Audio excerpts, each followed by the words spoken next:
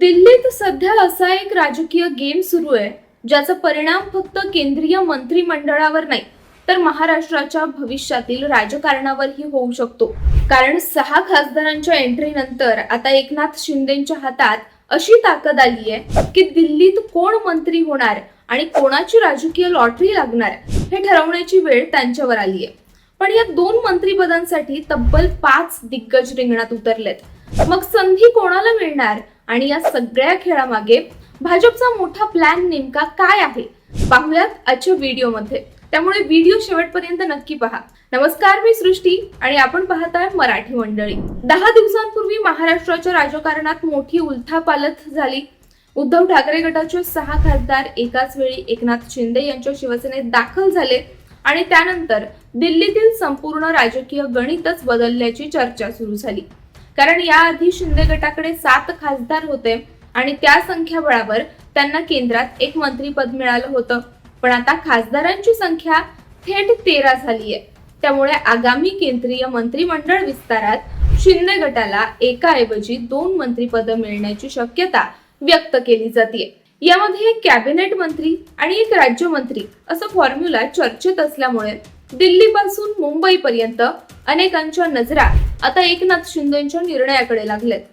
संसदेचं हिवाळी अधिवेशन सुरू होण्यापूर्वी केंद्रीय मंत्रिमंडळ विस्तार होणार असल्याच्या चर्चा अनेक दिवसांपासून सुरू आहेत।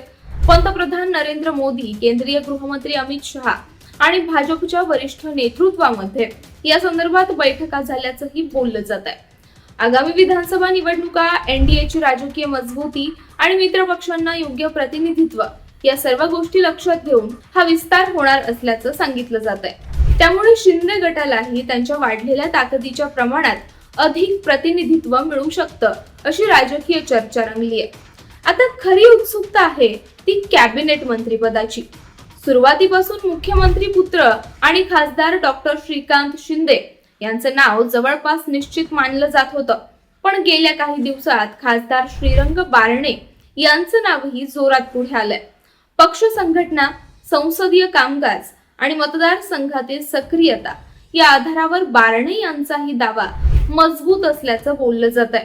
त्यामुळे अंतिम क्षणी निर्णय बदलू शकतो का अशी चर्चा सुरू झाली आहे। काही राजकीय विश्लेषक तर असा तर्कही लावतायत की अडीच वर्षांचा फॉर्म्युला वापरून दोघांनाही संधी दिली जाऊ शकते। अर्थात याबाबत कोणतीही अधिकृत माहिती समोर आलेली नाही।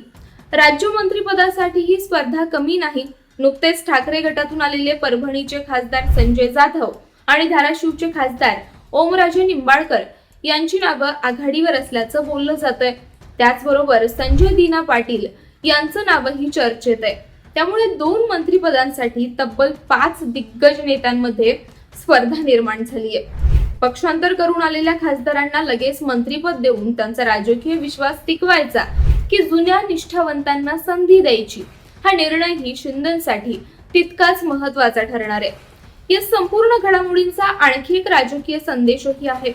6 खासदार भाजपमध्ये जाऊ शकत होते अशी चर्चा होती, पण त्यांनी भाजपऐवजी शिंदे गटाची निवड केली।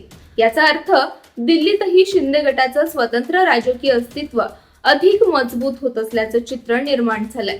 त्यामुळे भविष्यात एनडीए मध्ये शिंदे गटाची सौदेबाजीची ताकद वाढू शकते असा अंदाज अनेक राजकीय विश्लेषक व्यक्त करतायत।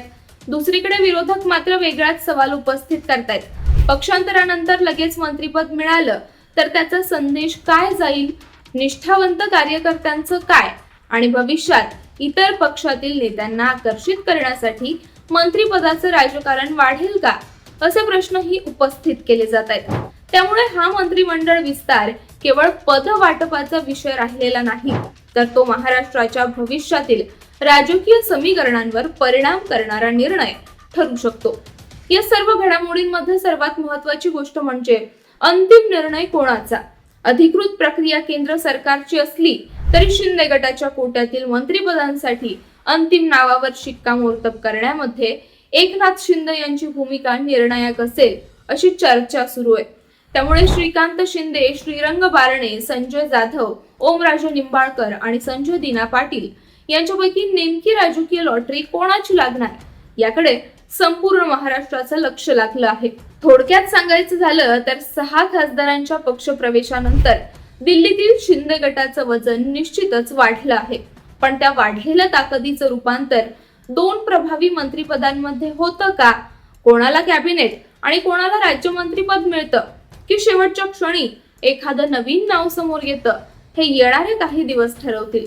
आणि या निर्णयावरून महाराष्ट्राच्या राजकारणात आणखी कोणती नवी समीकरणं तयार होतात, हे पाहणंही तितकंच महत्त्वाचं ठरणार आहे. तुमच्या मते शिंदे गटातून केंद्रीय कॅबिनेट मंत्री होण्याची सर्वात जास्त संधी कोणाला आहे?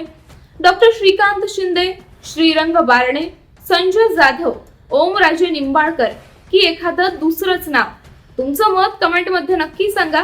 व्हिडिओ आवडला असेल तर लाईक करा, शेअर करा आणि अशाच सखोल राजकीय विश्लेषणासाठी चॅनलला सबस्क्राईब करायला विसरू नका.